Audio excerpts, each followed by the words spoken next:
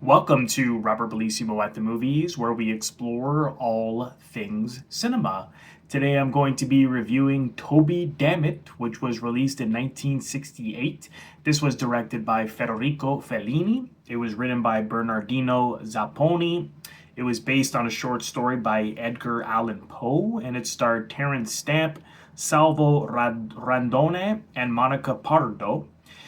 I would read a brief synopsis. During a trip to Rome, a Shakespearean actor is tormented by the Italian film industry, fans, the press, and the devil, who appears as a little girl seeking to collect his head.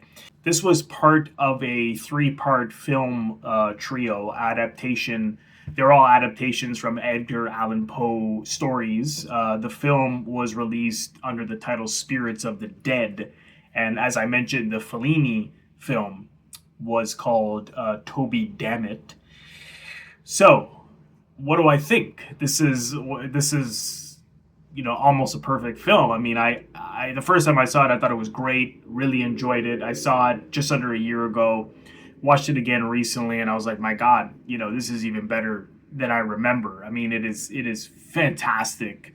The performance from Terence Stamp is sublime. I mean, he gives a fantastic, rich, wonderful performance where you know what he's experiencing, thinking, and feeling every frame, every step of the way. The surrealism, the of from Fellini, the cinematography, the just everything about it is absolutely incredible just to look at. Just to look at it is amazing. But here we enter into this surrealist world. Of course, it's Fellini, so we're gonna get a nice load of surrealism for sure. And everything it's like something out of Dante's Inferno. I mean, the colors are red, orange, dark blue. You go into this as he enters Terence Stamp's character as he's flying into Rome, Toby Dammit, as he's flying in.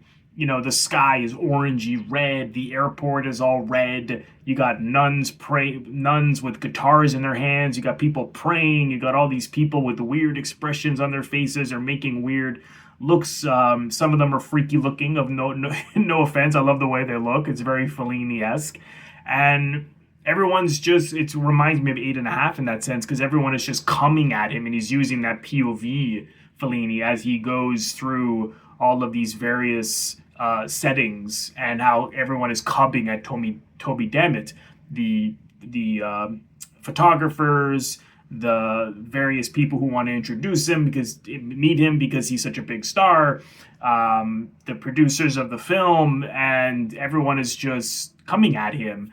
And he's there to do a film which is going to be a Catholic, the story of Jesus on a Western, which sounds like ridiculous. But only, that's the great thing about this film. Even though it's playing with, horror, the horror genre, it also has that great sense of humor that really comes through in a Fellini film.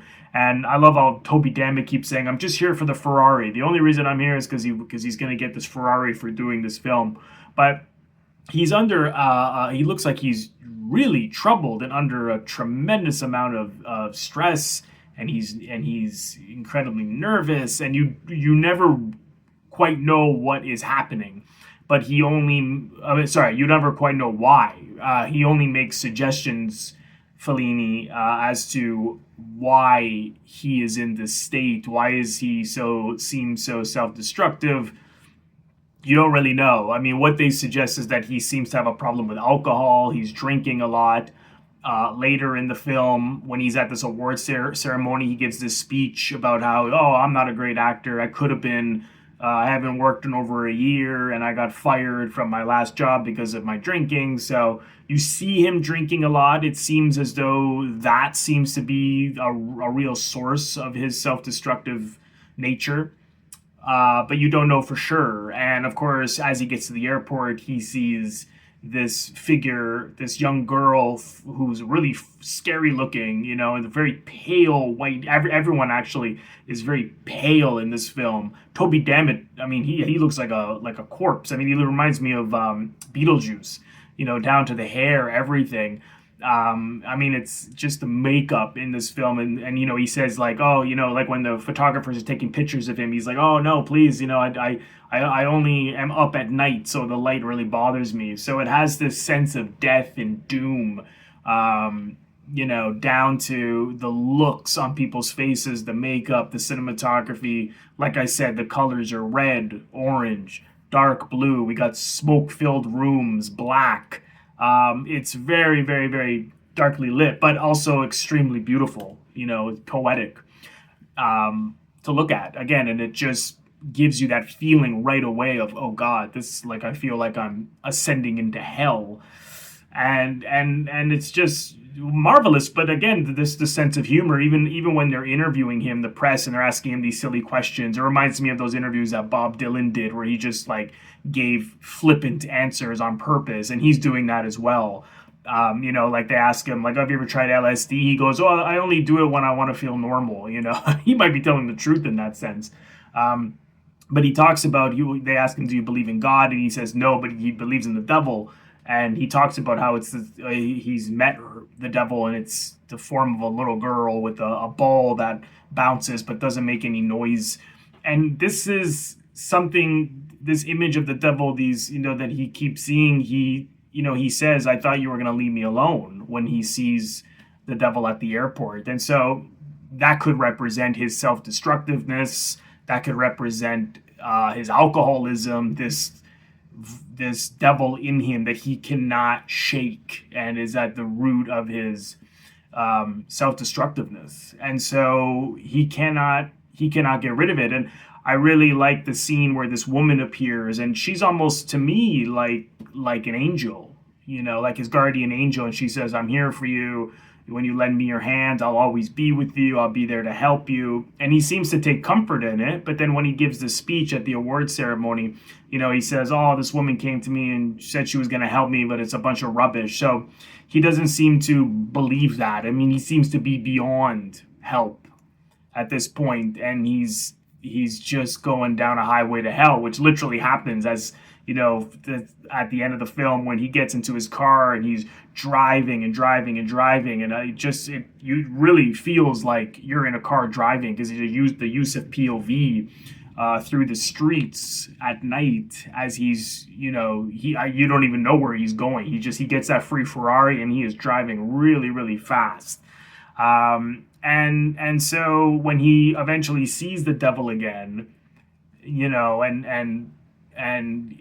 but the bridge is broken, so he can't keep going, and so he thinks he's gonna get over there, and it's almost like he's being dared, from the devil itself to try to jump over. But I think deep down he probably knows he's not going to make it, and you see him at one point screaming in the car, and all this anguish coming out of him, and that last scream before he tries to get over that bridge. I think he knows he's going to die, and he knows it's the end for him. And so this is like a suicide, and you see as the car goes through and is lost in the darkness, and then suddenly you just hear a crash, and then the camera moves in, and you can't quite make out what it is, and it's just this long wire.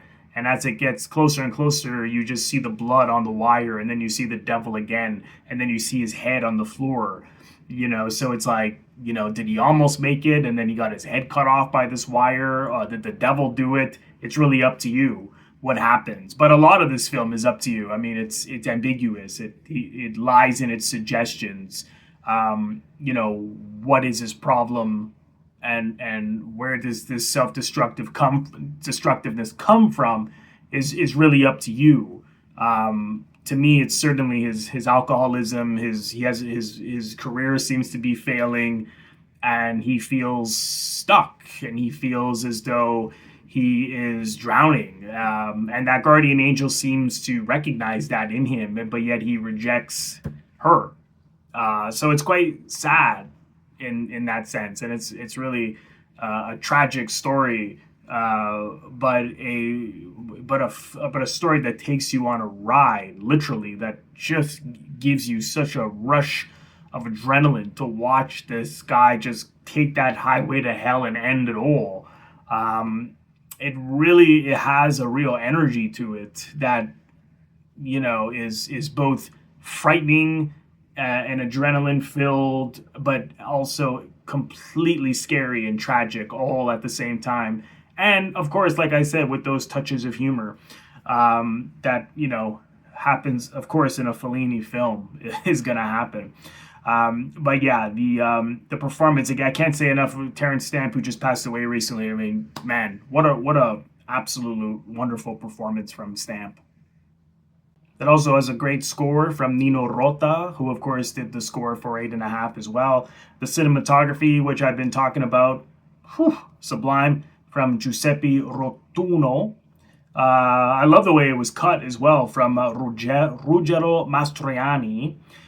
There's a really interesting cut at one point where he's at the press conference, and the camera it's a close-up of him, and then the next shot is immediately into the award ceremony, but now it's his POV shot as he's looking at people. So just the way you don't see transitions like that often. You know, usually someone will leave a room or begin to get up to make its way to the next scene, but it just sort of, it's very blunt, and it adds to that dreamlike feel of like, you know, he's here and now he's here. You know, immediately. There was no time to breathe. It's just, he's sitting here, but the next shot, which seems like he'd still be at the press conference, it's like, oh no, now he's somewhere, he's in a completely different room. One thing that I think, you know, for any Fellini film is that, you know, I think don't try too hard to make too much sense of a lot of the images you see, because, you know, these things came out of his own dreams. And who knows, from, you know, also, of course, from the writer himself, Zapponi. And, you know, it's loosely based on the story Never Bet the Devil Your Head. So, and then, of course, mixed in with things from Fellini. But there are things where, you know, as he's driving through the streets of Rome, you know, he's hitting mannequins. You know, there's just like a random waiter suddenly in the street, you know, with this crazy look on his face. You know, don't try to make too much sense of why you're seeing certain things, because like with our own dreams, they don't make sense, you know, often. I mean, I have vivid dreams almost every night, and when I tell my wife about them, we have a good laugh and say, what are you dreaming about? These things don't make any sense, right? So, you know, there's probably some kind of sense there, but just don't think too hard. But again, there is enough for you to feel from this film, to live with, and to certainly take from what is happening with him and what his problems are. There certainly is enough, and you have to do the work and fill in the blanks, your own blanks. And what does it mean to you? You can have different possibilities. It doesn't have to be, oh, it means this. You can think, well, it can possibly mean this. It can maybe it means both things. You know, that's the beauty of art. It lies in its suggestions and its ambiguities. Sorry, hard to say, and its feelings. Most importantly, its emotion. Right. So, if you haven't seen this film, highly recommend it. It is on the Criterion Channel. Check it out. And if you've seen the film, comment below and let me know what you think of it. I want to thank all of my members on Patreon. If you're interested in becoming a member of my Patreon, head over to the link, patreon.com/RobertBellissimo at the movies for full details. You can also leave a donation, or what I call a tip, by clicking the thanks link, which you will find directly below the video frame. Just click on that and you can leave a donation if you choose to. Of course, I would greatly appreciate that. And lastly, if this is your first time here, please consider subscribing. It is absolutely free to do so. By pressing the Robert Bellissimo at the Movie logo, you will see it floating above my head in the top left corner to your top left. In just a second, just click on that. And then click the bell in order to get a notification every time I release one of my new videos. I would also really appreciate if you leave a comment, share the video, like the video. All of these things create traction onto my YouTube channel and really help share the video far and wide, and the channel in general. So thank you so much for doing that, and I will see you all in the next one.